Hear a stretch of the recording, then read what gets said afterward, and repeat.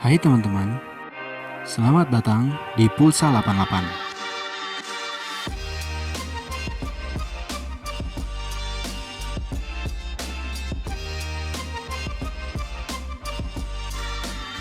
Saat ini marak sekali terjadi modus-modus penipuan, baik secara langsung maupun secara online. Salah satunya adalah penipuan pulsa. Kita akan bahas hal ini karena sudah banyak korban berjatuhan yang rugi ratusan ribu hingga puluhan juta dari penipuan ini. Dan mungkin saja Anda salah satu korbannya, atau jangan-jangan Anda salah satu pelakunya. Oke, kita akan bahas satu-satu. Modus-modus penipuan pulsa dan cara mengatasinya. 1. Modus minta pulsa. Seringkali kita mengenal dengan istilah mama minta pulsa, papa minta pulsa, kakak minta pulsa, atau apapun itu. Modusnya, penipu akan menelpon calon korban dan mengaku sebagai orang tua, saudara, ataupun anaknya. Penipu akan menceritakan bahwa keluarganya ditangkap di kantor polisi dan minta ditransfer pulsa atau diisikan pulsa. Calon korban yang panik karena keluarganya di kantor polisi bisa terjebak untuk mengirimkan pulsa ke nomor yang dia tidak kenal. Lalu, bagaimana cara mengatasinya? Sebenarnya cukup mudah. Pertama-tama kita harus membedakan itu penipuan atau bukan. Setelah mendapat telepon seperti itu, kita izin untuk mematikan telepon terlebih dahulu. Katakanlah kita akan menelepon keluarga yang lain untuk meminta bantuan. Jika si penelpon itu mencegah kita untuk mematikan telepon, maka itu pasti penipuan. Mereka sedang mensugesti kita lewat telepon, sampai kita benar-benar telah mentransfer pulsa atau uang yang mereka minta. Kita matikan saja langsung teleponnya. Lalu kita telepon keluarga kita yang katanya ada di kantor polisi tadi untuk memastikan. Mudah kan? Intinya jangan panik.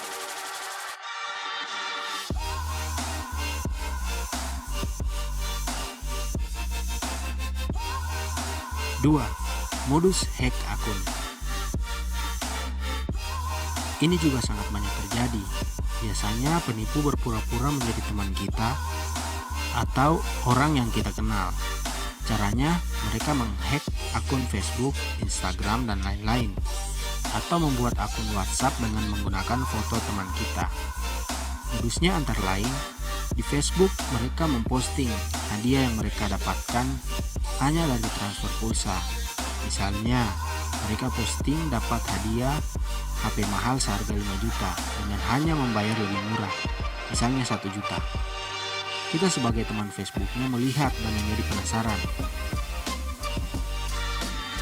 Lalu kita mungkin chat dia, dan dia mencoba meyakinkan kita. Kita berpikir yang membalas adalah teman kita. Padahal itu adalah penipu yang telah menghack akunnya. Juga misalnya di WhatsApp, mereka mengaku teman kita dan lagi kesulitan. Mereka meminta dikirimkan pulsa dan berjanji akan dibayar. Kita lalu mengirimkan pulsa dan besoknya kita tagih ke teman kita. Ternyata bukan dia yang minta pulsa tersebut. Dan ini sudah banyak sekali terjadi dan memakan korban. Untuk cara mengatasinya, sekali lagi, jangan panik, jangan gegabah. Kita jangan mudah percaya dengan hadiah-hadiah yang tidak masuk akal, sekalipun teman kita yang mengatakannya. Kita patut curiga jika ada orang yang tiba-tiba meminta pulsa kepada kita. Kita harus menelponnya untuk memastikan bahwa itu benar-benar suara teman kita. Jika tidak diangkat, sudah tahu kan artinya apa? Hati-hati. Sekarang kita bahas modus selanjutnya, yang mana ini korbannya adalah para penjual pulsa. 3. Modus isi pulsa nggak punya duit. Maksudnya gimana? Si penipu datang isi pulsa, tapi setelah kita isi pulsanya, mereka ternyata nggak bawa duit. Bisa aja alasannya lupa atau duitnya jatuh. Nah, kalau situasi kayak gini, lagi-lagi kita jangan panik. Dan apapun alasan dia, kita nggak boleh kasih orangnya pergi tanpa jaminan apapun. Apalagi orang yang kita nggak kenal. Kita harus minta jaminan barang yang berharga. Misalnya HP, jaket, helm, tas, dan lain-lain. Kuncinya kita harus tegas. Karena dia nggak bawa uang, itu salah dia. Dan yang harus tanggung resikonya dia, bukan kita. Nah, ada juga modus seperti ini, tapi dengan cara lain. Orang yang isi pulsa adalah orang yang kita kenal. Bagaimana bisa? Jadi orang yang kita kenal itu adalah korban penipuan lewat telepon. Mereka lagi mensugesti korbannya untuk isi pulsa sama kita. Mereka bisa aja bilang, uangnya nanti ditransfer kalau pulsanya udah masuk. Nah, modus kayak gini terbilang cukup unik, karena bisa aja korbannya dua. Orang yang ditelepon sama kita penjual pulsa. Gimana cara mengatasi ini? Kita sebagai penjual pulsa harus bisa baca gerak-gerik orang. Apalagi kalau ada orang yang datang beli pulsa sambil teleponan dan minta pulsa dalam jumlah besar. Jika kita rasa mencurigakan, kita harus minta orang itu mematikan teleponnya.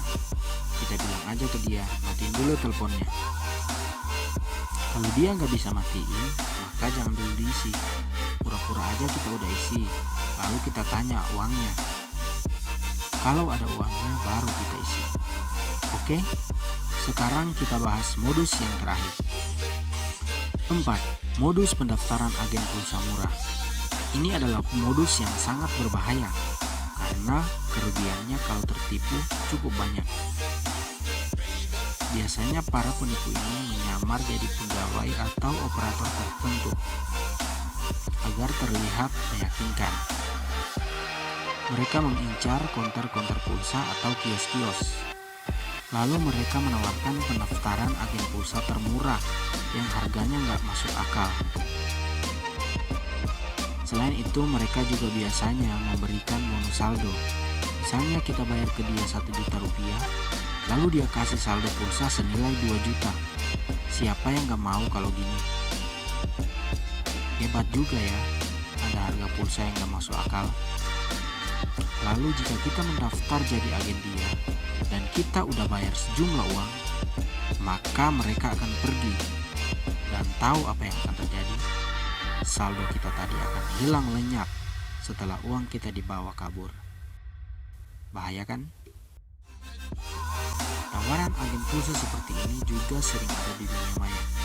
Misalnya pelaku beraksi lewat menyebar SMS harga pulsa yang murah banget. Jika kita tergiur, maka akan bernasib seperti yang tadi juga. Mungkin banyak orang yang menawarkan bisnis pulsa secara langsung maupun online. Tapi kita lihat kalau harganya jauh di bawah harga normal, maka patut kita waspada. Contoh harga modal pulsa yang normal bisa kita lihat di channel ini dengan mengklik tautan di atas atau link di deskripsi. Mungkin sekian dulu penjelasannya. Inti dari video ini adalah kita harus tetap hati-hati, dan yang terpenting adalah jangan lupa berdoa setiap hari sebelum dan sesudah beraktivitas agar kita tetap dilindungi oleh Yang Maha Kuasa. Terima kasih sudah menonton video ini. Sampai jumpa di video-video berikutnya.